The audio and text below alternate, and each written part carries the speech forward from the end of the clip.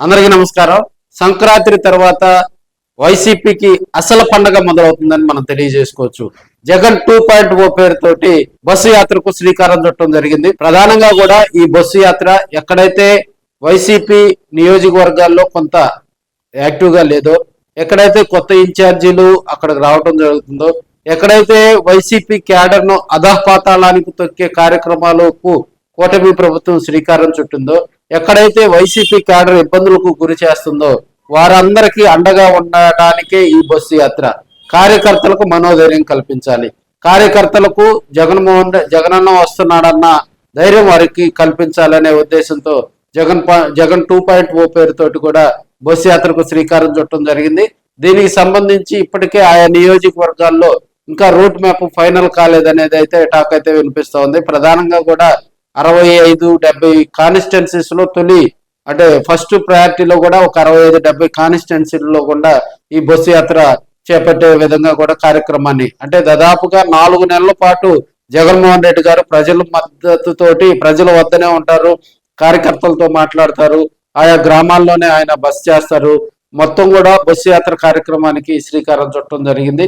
ఎక్కడైతే కొన్ని జిల్లాల్లో ఉన్నటువంటి మరి వైసీపీ నియోజకవర్గ ఇన్ఛార్జీలు అదేవిధంగా జిల్లా అధ్యక్షులతో కూడా వైసీపీ అధిష్టానంలో ఉన్నటువంటి పెద్దలందరూ కూడా మాట్లాడటం జరిగింది. ఫస్ట్ ప్రయారిటీ కింద కూడా మరి కొన్ని జిల్లాలను ఎంపిక చేయడం జరిగింది. ఆయా జిల్లాల్లో కూడా జగన్మోహన్ రెడ్డి బస్సు యాత్రకు సంబంధించి పూర్తి కసరత్తు మొదలవుతుందనేది కూడా ఇక్కడ వినిపిస్తున్నటువంటి అంశం. ప్రధానంగా కూడా ఇప్పుడు మనం చూసే పిన్నెల్లి ఘటన గురజాల కాన్స్టిట్యున్సీకి సంబంధించి అక్కడ ఒక దళితుడిని అమానుషంగా కూడా కొట్టి చంపినటువంటి పరిస్థితులు మనం చూస్తూ ఉన్నాం. అదేవిధంగా ఈ మధ్యకాలంలో ఎర్రగొండపాలెం కాన్స్టిట్యున్సీ కనుక చూసినట్లయితే అక్కడ కొంతమందిపై అక్రమ కేసులు పెట్టవు. ప్రస్తుతం కనుక చూసినట్లయితే తెలుగుదేశం పార్టీ అధికారంలో ఉంది. ఎక్కడైతే వైసీపీ ఎమ్మెల్యేలు అక్కడ ఉన్నారో వారికి అక్కడ ఉన్నటువంటి తెలుగుదేశం పార్టీ లీడర్షిప్ కి కొంత వివాదాలు నెలకొన్న నేపథ్యంలో కూడా మరి ఆయా ప్రాంతాలను కలుపుతూ కూడా బస్సు యాత్ర చేపట్టేలాగా కార్యక్రమాలను సిద్ధం చేస్తున్నట్టు తెలుస్తూ ఉంది.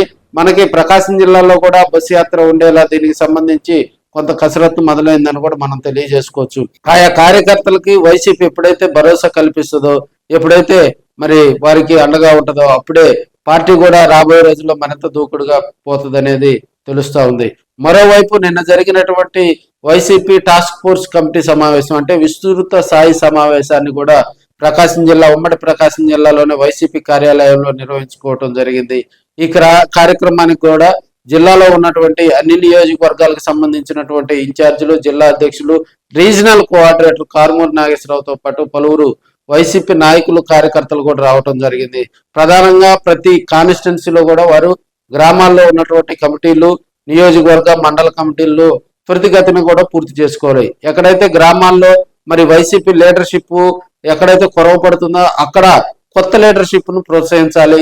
మెయిన్ గా కూడా యువతని వైసీపీ కమిటీల్లో భాగస్వాములు చేసే విధంగా కార్యక్రమాలు కూడా రూపొందించుకోవడం జరిగింది. త్వరితగతిన మరి వచ్చే నెల 18వ తేదీలోపు కూడా వైసీపీకి సంబంధించి అన్ని కమిటీలు పూర్తి చేయాలనేది ప్రధాన ఎజెండాతో కూడా నిన్న విస్తృత స్థాయి సమావేశంలో మాట్లాడుకోవటం జరిగింది. అదేవిధంగా ఎక్కడైనా గ్రామాల్లో కానీ, మండలాల్లో కానీ, నియోజకవర్గంలో కానీ, జిల్లాల్లో కానీ ఏ వైసీపీ కార్యకర్త మీదైనా అక్రమ కేసులు పెట్టినా, వేధింపులకు గురి చేసినా, దాడులు చేసినా కూడా వారికి పార్టీ పూర్తి స్థాయిలో అండగా ఉంటుందని కారుమూరి నాగేశ్వరరావు గారు తెలపడం జరిగింది.